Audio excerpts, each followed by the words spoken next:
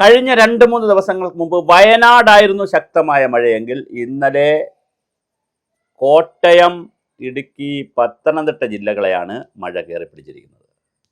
പ്രത്യേകിച്ച് കോട്ടയം ജില്ലയിലെ പാലാ, ഈരാറ്റുപേട്ട പ്രദേശത്തെ വളരെ ഗൗരവമായി മഴ പിടിച്ചിട്ടുണ്ട്. പാലാ പ്രദേശത്തിൻ്റെ അടുത്ത് ഈരാറ്റുപേട്ട പാലാ മേഖലയിൽ ഉരുൾപൊട്ടലുണ്ടായി എന്ന വാർത്തയും വരുന്നുണ്ട്. പാലാ നഗരവും ഈരാറ്റുപേട്ട നഗരവും ഉൾപ്പെടെയുള്ള പ്രദേശങ്ങൾ അതിശക്തമായ വെള്ളപ്പൊക്കത്തിലാണ്. പ്രളയമായെന്ന് പറയാനാവില്ല, എന്നാലും ശക്തമായ വെള്ളപ്പൊക്കത്തിലാണ്. ആളുകൾ പറയുന്ന അനുസരിച്ച് രാത്രി 1 മണിക്കാണ് ഇരഞ്ഞു പാഞ്ഞ് വെള്ളം വന്നത്. ഇപ്പോൾ യഥാർത്ഥത്തിൽ കേരളത്തിൽ സംഭവിക്കുന്ന ഒരു വലിയ വിഷയം ഉരുൾപൊട്ടലിനോടൊപ്പം പ്രളയവും കൂടി ഉണ്ടാകുന്നു എന്നുള്ളതാണ്. സാധാരണ പ്രളയം ഉണ്ടാകുന്നത് മലനിരകളിലെയോ ഇടനാട് പ്രദേശത്തെയോ മഴ കൂടുമ്പോൾ സ്വാഭാവികമായി നദിയിലെ ജലം ഉയരുകയും അല്ലെങ്കിൽ തോടുകളിലെ ജലം ഉയരുകയും കരയിലോട്ട് കയറുകയും ചെയ്യും. ചില തോടുകളും നദികളുടെ ശാഖകളും ദിശ മാറി ഒഴുകുകയും ചെയ്യും. വാമനപുരം നദിയുടെ ഒരു ശാഖ, ഒരു സ്ഥലം പൊട്ടി വേറൊരു ബ്രാഞ്ച് ഉണ്ടായി. അതിപ്പോൾ ശരിയായി മാറി, പക്ഷേ അങ്ങനെയും ഒരു സംഭവം ഉണ്ടായി. വാമനപുരം പട്ടണം ഒറ്റപ്പെട്ടു പോയ ഒരവസ്ഥയുണ്ടായി വെള്ളക്കെട്ട് കൊണ്ട്, വെള്ളപ്പൊക്കം കൊണ്ട്. ഞാനൊക്കെ നേരിട്ട് പോയി കണ്ടതാണ്. ഒന്നും ചെയ്യാൻ കഴിയുന്നില്ല. അതിശക്തമായ 2 വശത്തൂടെ നദിയിലൂടെയും ഇപ്പുറത്ത് പുതിയതായി രൂപപ്പെട്ട ഒരു പുഴയിലൂടെയും വെള്ളം പൊക്കൊണ്ടേയിരിക്കുന്നു. ജനങ്ങൾ, നഗരത്തിൽ അവിടെ ഉള്ളവർ ഒറ്റപ്പെട്ടുകൊണ്ടേയിരിക്കുന്നു. പിന്നെ അത് കുറഞ്ഞു, 2 ദിവസം എടുത്തത് എടുക്കാൻ. പാലായിൽ, ഈരാറ്റുപേട്ടയിലും അതിശക്തമായ മഴയുടെ ഭാഗമായി വെള്ളപ്പൊക്കമുണ്ടാകുന്നു. ഒരാൾ പൊക്കത്തിൽ വീടുകളിലും കടകളിലുമൊക്കെ വെള്ളം കയറി. അത് ഇറങ്ങിപ്പോകുന്നുണ്ട് മഴ കുറഞ്ഞതുകൊണ്ട്. പക്ഷേ കേരളത്തെ മഴ കൊണ്ട് മുറിവേൽക്കുന്ന ഒരു നാടായി മാറും. ഒന്നുകിൽ മരുവൽക്കരണം, അല്ലെങ്കിൽ മഴയുടെ ആധിക്യം. ഇതിലേതെങ്കിലും ഒന്ന് കേരളത്തെ കാത്തിരിക്കുന്നു എന്ന് നിരവധി തവണ നമ്മൾ വീഡിയോ ചെയ്തിട്ടുണ്ട്.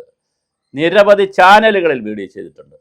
കഴിഞ്ഞ 10 വർഷക്കാലമായി തുടർച്ചയായി ഇത് പറയുന്നു, എഴുതുന്നു ലേഖനങ്ങളിൽ. കേരളം ഒന്നുകിൽ മരുവൽക്കരിക്കും, അല്ലെങ്കിൽ മഴ കൊണ്ടുപോകും. വളരെ ഗുരുതരമാണ് കേരളത്തിൻ്റെ പരിസ്ഥിതി. അതീവ ഗുരുതരമാണ് കേരളത്തിൻ്റെ മലയോര മേഖലകൾ, ഇടനാട് പ്രദേശങ്ങൾ. ശക്തമായ മഴയാണ് വരുന്നത്. മേഘവിസ്ഫോടനങ്ങളുടെ രൂപത്തിൽ, മേഘവിസ്ഫോടനങ്ങളുടെ രൂപത്തിൽ വലിയ മഴയാണ് വരുന്നത്. മുല്ലപ്പെരിയാർ ഡാം അടക്കമുള്ള സംവിധാനങ്ങളുടെ സുരക്ഷ സ്ട്രക്ചറൽ സ്റ്റെബിലിറ്റി കൊണ്ടല്ല, ഭൂകമ്പം കൊണ്ടല്ല, ക്ലൗഡ് ബേസ്റ്റിംഗ് കൊണ്ടുണ്ടാകുന്ന മഴയിൽ അപകടത്തിലേക്ക് പോകുമോ എന്നുള്ളതാണ് പുതിയ കാലം നമ്മളോട് ചോദിക്കുന്ന ചോദ്യം. ഇതിനൊന്നും നമ്മുടെ കയ്യിൽ റെഡിമെയ്ഡ് ആൻസറുകളില്ല, ഉത്തരങ്ങളില്ല. നമ്മുടെ സംവിധാനങ്ങളൊന്നാകെ ഈ ദുരന്ത പ്രതികരണ പ്രതിരോധ മാർഗങ്ങളിൽ എവിടെയാണ് എന്ന് ചോദിച്ചാൽ ആർക്കും ഒരു ഉത്തരവുമില്ല എന്നുള്ളതാണ്. ഇപ്പോഴും നാം സജ്ജമായിട്ടില്ല. വരുന്ന ദുരന്തങ്ങളെ പ്രതിരോധിക്കുവാൻ, അവയുടെ ആഘാതം കുറയ്ക്കുവാൻ ഇപ്പോഴും നമ്മൾ ഇരുട്ടിൽ തപ്പുക തന്നെയാണ്.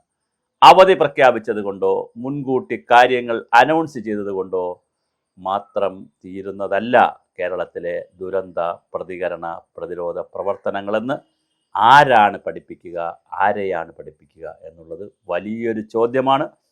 കേരളത്തിലെ വളരെ പ്രധാനപ്പെട്ട ഒരു വിഷയമായി മഴയും മാറുകയാണ്. റാന്നിയിലും മഴ വലിയ കെടുതി ഉണ്ടാക്കിയതായി വാർത്തകൾ വരുന്നു.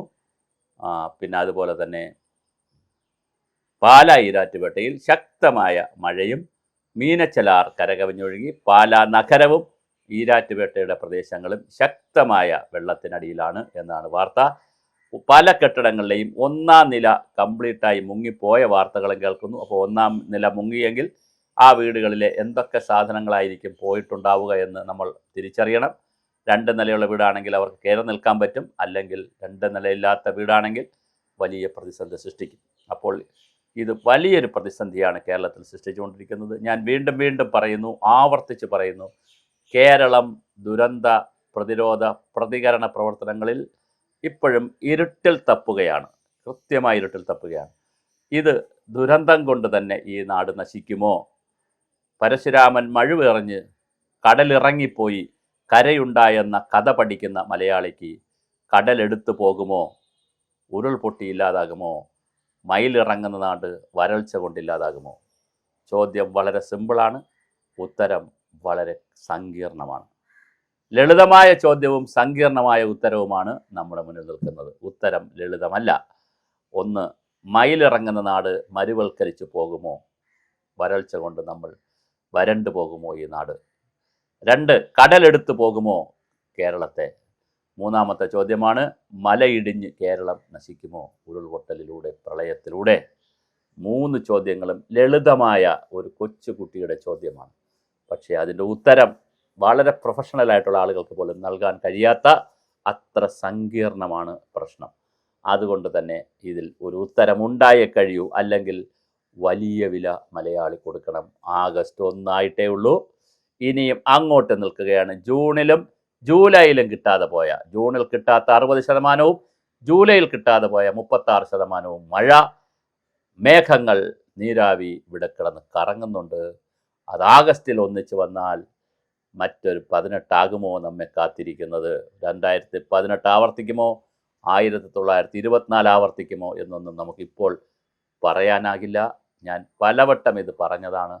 നിങ്ങൾ സൂക്ഷിക്കണം, നമ്മൾ സൂക്ഷിക്കണം. കാരണം കേരളം അങ്ങനെ ഗുരുതരാവസ്ഥയിലുള്ള ഒരു ഇൻറ്റൻസീവ് കെയറിലേക്ക് കേരളം മാറിക്കൊണ്ടിരിക്കുകയാണ്. പാരിസ്ഥിതിക പ്രകൃതിപരമായ ICUവിലാണ് കേരളം.